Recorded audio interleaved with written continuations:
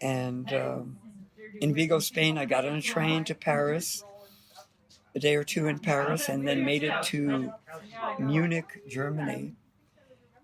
And there, somehow in my mind, I figured, I'm going to get a BMW motorcycle used, and I'm going to take it all the way to India. So I found. You really wanted to go to India. I really wanted to go to India again, yeah.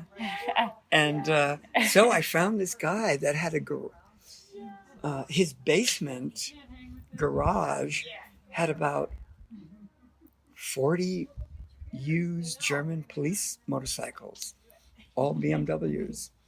And I ended up buying one for like $600. And so I'd go back and forth. That's the best. And then you were on a motorcycle. Huh? So then you were on a used motorcycle. Yeah, I even have a picture of it. Yeah. Mine was green, but the only one I could find was this red one on the internet. Oh no, I have to do this. I have to go search motorcycle. MOT. Yeah. Wow, that is a retro. Yeah, super retro. Oh my goodness! Wow, that's beautiful though. And so I was apprehensive about even riding it because I didn't, so I went back for, actually it took me 5 days going back and forth, driving it just in the little streets right there, and then finally felt confident enough, and then rode it, and it's getting to be winter, so then I rode it over the mountains, Germany to Austria, and then to Italy, spent a little time in Rome, where I'd been before, and then rode it down to southern Italy, Brindisi, and then went on, took a ferry to Greece, and then rode it to Greece. Were you meeting people at this point, like everywhere you went? Oh, everywhere there's people. What kind of people were you running into? People that had just come back from India, young people who were just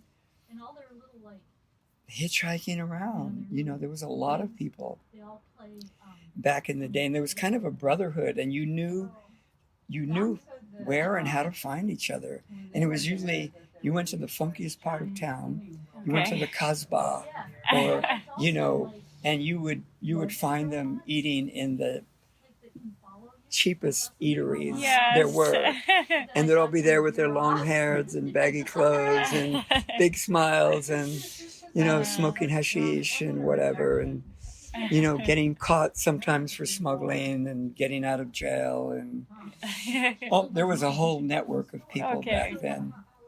And so then I rode it up to Istanbul, and I really tried really hard to get maps, and I could not get any maps all the way from Turkey to India.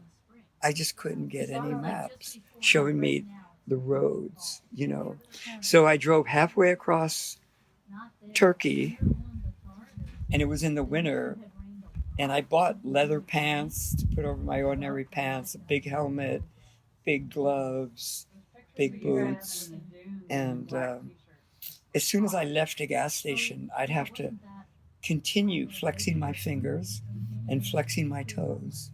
Because by the time I got to a gas station, let's say in Turkey, which was the coldest, I couldn't even take my helmet off. And I'd go into a little, and my fingers were numb, my toes were numb, and I couldn't take my helmet off, and I'd come into a little gas station and ask for chai and put my thumbs in it and just hold it and warm myself up until I could finally undo the strap of my helmet. Oh my goodness. Yeah. Wow. So I only went halfway across Turkey, then I came down southern Turkey, and then I went into Syria, and then Iraq, Baghdad, and then I crossed into Iran, and at the Iraqi this Iran border, there's only paved roads in parts of cities, big cities, but most of it is dirt road the whole way.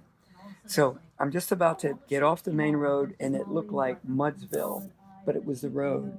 And I said, "How much is there of that?" He said, "Oh, there's miles of that."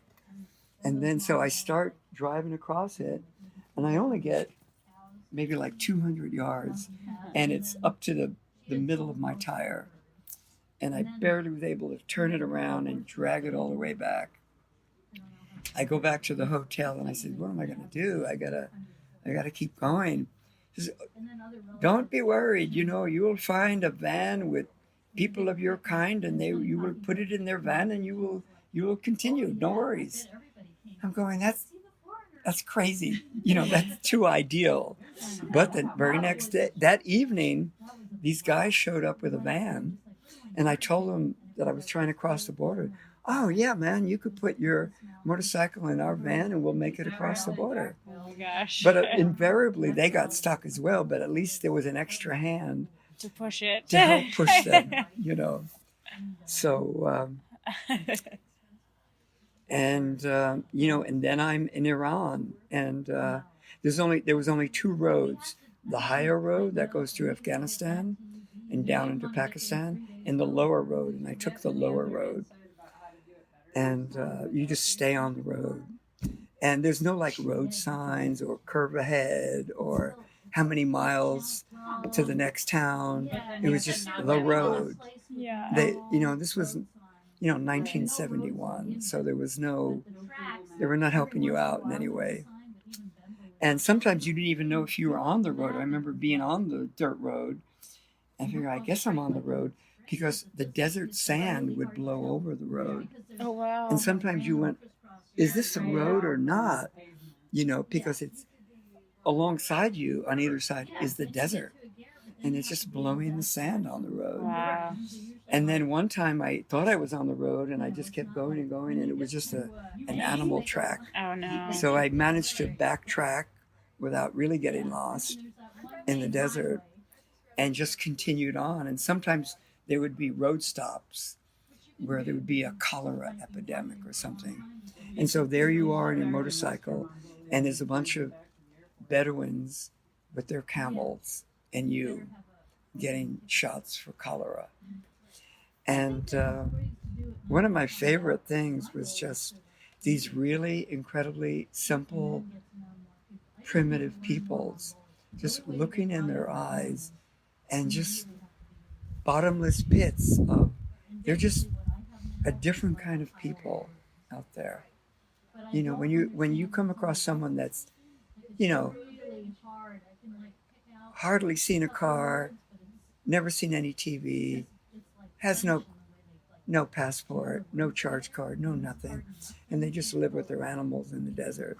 Yeah. That they're a different kind of person. What kind of person do you feel like? Huh? What kind of person would you say? They're like the way people used to live at the time of Christ or something, and their eyes show it. They're just really kind. They're really sensitive. They're really sort of childlike in their a little bit excitement and wonder, and they're not at all sophisticated, but yet they have a serenity about them and a class about them, and they're really honorable people. And so it was the reason I was going back there, is to be with those people, those kind of people. And then and eventually make it. And then at that point, Karachi and India were at war again with each other. So I couldn't go over the land border. So I had to go down to Karachi and wait for a ship, which took maybe a week and a half or 2 weeks, where they just, with a bunch of rope, lift up your motorcycle and put it in the hold of the ship. And then finally, after a few days, when I did land in India, they take the motorbike and they drop it off And there it was. And I start the motorbike, and I had this minimal gas leak. And I had to, and as soon as I cranked the engine in Bombay, the whole top of the gas tank had a blue flame over it. So immediately I ran like 30 feet. I go, oh shit, it's going to blow. And then I went, it hasn't blown yet. Take my shirt off, run back and damp it down. Wipe it down. And then crank the engine again, and there was no more gas leak. Maybe having been in the hole and being turned, sideways or whatever, the gas kind of leaked over the gas can. So and the engine. So when I wiped it off, it was all good. So now I'm in India with a motorcycle that I want to get rid of because I just want to hitchhike around. I don't want to be encumbered by this monster machine and having to watch it that nobody steals it and everything. So I go to this office and they say, oh, you can't sell that bike here. You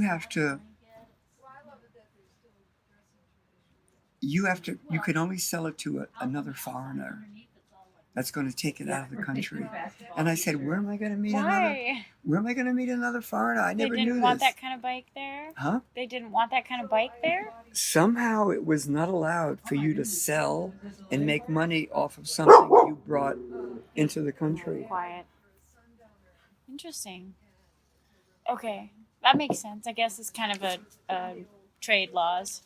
Some kind of trade law or whatever. So I told the guy, and he says, what should I do? Don't be worried.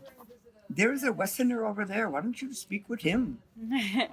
Maybe he would like to buy you a motorcycle. I went, man, I doubt it. I go up to the guy, and he buys it. Oh my gosh. He buys my motorcycle. So along with him, I give him the helmet, the leather pants, the gauntlet gloves. Oh my gosh. Give him all the gear. And he gives you money and actually, he didn't have the money on him, and I had to trust him that he sent it back to my home address, which he eventually did do, and I sold it for $400. But I bought it for $600, and it was a prize bike, and so he bought it, and then I was able to hitchhike to South India. And when I finally went up to Delhi, which is north of Bombay, I said, you know what, I want to check out the music schools in India. So they gave me a list of where all the music colleges are. So I would go to a big city, headed in South India. There was a number of them on the list where you go into this college and there are people learning tablas, sitars, Indian instruments, and they're learning dance as well. And they all performed for me, because I was a Westerner. And, if you're a Westerner, you get top rating as you're special, which is kind of sad in a lot of ways, how they lower themselves to you. But eventually down there, I started to feel sick, where from my backside, blood was coming out. And I realized I probably have amoebic dysentery, where you shit blood. Oh. And you're not retaining fluid and you've got diarrhea. Okay. And then somehow I felt the only doctor I want to see is the Dalai Lama's doctor in North India. So I took trains and hitchhiked and made it to the village way in North India, which was, maybe 1,500 miles away north. Wow. Took forever. Far. And made it to the village where the Dalai Lama lives. And so then I spoke with his monks, and I said, what am I to do? And I met the Dalai Lama's doctor. And he said, they make their own concoctions of pills using herbs, just herbs. So it looks like a little deer pellet or something. And so you take those, take a few of these for 10 days. And then they didn't work. And he gives me another batch for 10 days, and that wasn't working. And then I realized, you know what? I need something stronger than any of this. So I knew there was a Swiss nurse in an Tibetan orphanage up there in the village. So she gave me one shot of tetracycline, and that knocked it out immediately. But after about a week, I noticed a little bit of blood coming out again. And then I realized, oh, what am I going to do now? And then they told me, the monks, the monsoon is coming on. You have to go where it doesn't rain. And there's one part of Nepal, and Nepal is this big banana looking thing with a hump on top. It says you go there and the rain won't, you won't get rained on. And why did And you'll heal. Because you couldn't have it rain to heal? You couldn't have it rain in order to heal? Or what did they You know what? It was not, there was not a didn't expertise explain, there. yeah. And there was not, and like an idiot, sort of, but it worked out. I followed their, what they told me. And so I took buses all the way down to Delhi, and then across from Delhi all the way to Benares, and then up into Nepal, and got a bus. And I'm starting to feel weaker and weaker, but you're not retaining what you eat. Water. Everything is diarrhea, and you're getting dehydrated. But I got a trekking visa, took a bus to this place called Pokhara, which is in the west of Nepal. And from there I started walking. And between each village, it's maybe 8 to 10 miles. And I was getting weaker and weaker and weaker.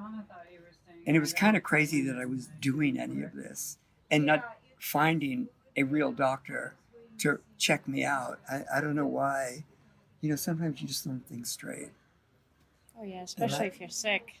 When you're sick and you're deluded that, yeah, they're telling me to go here, and I really trust the Tibetan people and the monks. And so just short of this area, this province in Nepal, I'm up at about 11,000 feet.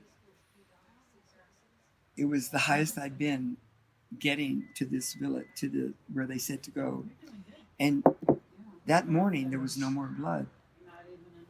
And somehow it stopped on its own by just me being up where there was fresh water, cooler climate, no rain. It just stopped by itself. And it should not have. Because, these amoebas are inside of you. Yeah. And they're affecting you. So somehow, did. by the grace of whatever, it stopped and it never came back. So I stayed up in that village for almost 5 months. And there was no other Westerners. There was one Westerner that was a Peace Corps worker that taught math, and I hardly ever saw him. And but for the most part, I knew a little bit of Nepali by then, so I was able to function. Speak. Yeah, so I would go beyond where I was not supposed to go. What do you mean not supposed to go? Well, outside of this one town called Jomason, there was a border guard. He said, no, you're not allowed to go past here. Because then there was the province of Mustang, which is almost an independent country in Nepal. And so they said, you're not allowed to go there. But when they weren't looking, I went past them and up into the hills. And here I am in the hills, and I hear these sheep and goats with bells on them. And I figure I need to turn around now on this trail or go toward the sound of what I hear, trusting that whoever I'm going to find is taking care of those goats, I'm going to be able to sleep, and he might have a blanket for me, So that's what I did. And the shepherd saw me, called me over, and he lived in a hovel with his wife. They had a little baby, and all it was rock. They built an igloo, a mound maybe 10-foot diameter circle, maybe 7 or 8 feet high, of just rock, flat rock, positioned with an opening on the top. So they made kind of like an old-fashioned beehive. Yeah. With an opening on top. For a fire? For an open fire. They cooked everything on an open fire. And it's from them I learned, well, one of the people I learned how to make rock bread, where they had flour and water, and they would just mix it, and they had a few pieces of metal onto which a flat piece of shale could fit, and they cooked their bread on that. And they had yogurt and cheese and butter, and that's what we ate. Sounds delicious. And she even made her own butter. She had like a goat hide that somehow they'd taken off the animal without skinning it, and they tied up the legs and left the butt open, and where they cut off the head open. They poured in their milk after they've cleaned the hide somehow. I don't know how they ever cleaned it. And she would wiggle this hide, and if you have raw milk in a container and you just shake it for an hour, you can make butter. The butter will stick to each other. Yep. And make butter. So that's how she made the butter. Wow, I wonder if she sewed it back together or something. The hair was on the outside. I think somehow they turned it inside out, cleaned it out really good, then reinverted it where the hair was on the outside, and it was about 2.5 feet long, 1.5 feet wide. This young goat hide. Oh my goodness. And they made butter. And so I stayed with them, and I'd go back and forth to my little village, and then, sneak away and then go up and visit them. And I remember once on the way down, we were on the side of a hill, and I looked down, and there was a bunch of soldiers down there that I later learned was CIA training Tibetan fighters to fight the Chinese. That was their holdout. It was right on the edge of the village where I was. But you couldn't see them from the village. They were in the valley that I could see them from where I was with the shepherd, looking down on the CIA training Tibetans to sneak into Tibet and kill Chinese soldiers or whatever. Wow. And then their funding got taken away, and then they abandoned the Tibetans and didn't give them any armament, guns or bullets anymore. And eventually they lost a lot of them. Were lost, which wasn't good. So after being up there for almost 5 months, like they were killed? Some of them were killed because they were not supplied or trained well enough and didn't have the CIA intelligence to help them know where the Chinese were and get around them at the border, at the pass. But I found this out years later. So I go back to Kathmandu, and then I get a visa to trek to Everest Base Camp. So this is a really long walk. So you take a short bus ride out of Kathmandu, and then you trek for about 200 miles. And I had really light gear. I only had the clothes I was wearing, and a useless sleeping bag and a ground cloth, and super minimal. But somehow, to make a longer story short, I made it the 200 miles. And then toward the last few days before base camp, there were no chai shops. Like now you go there, and there's 2-story rock houses where there's bedrooms for tourists, there's tables and chairs, there's a menu. Like when I went back 10 years ago, this is the way it was. Now they have tables and chairs and menus and everything.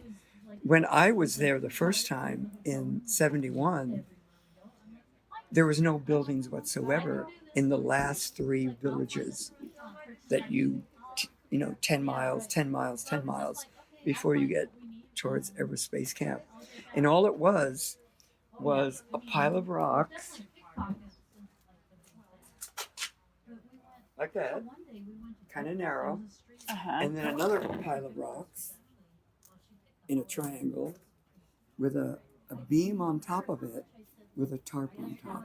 Wow. So all it was the rocks holding up the beam on this side and that side with a tarp on top. And on the corner of the tarp is where the lady cooked on an open fire using just wood and yak dung. And Wow. so eventually I didn't go to base camp because from base camp I was told, here's Everest and here's the trail. You can't see Everest top. But instead of going there, you go up 1,000 feet to this hill and then you can see Everest. So it's there's a hill right across the trail into base camp where you go another 1,000 feet on the other side of the Khumbu Glacier, and you climb that. And I have a picture of that. Okay. It's okay. And hope I didn't ruin No, anything. you didn't. So I managed to get to the top of this peak.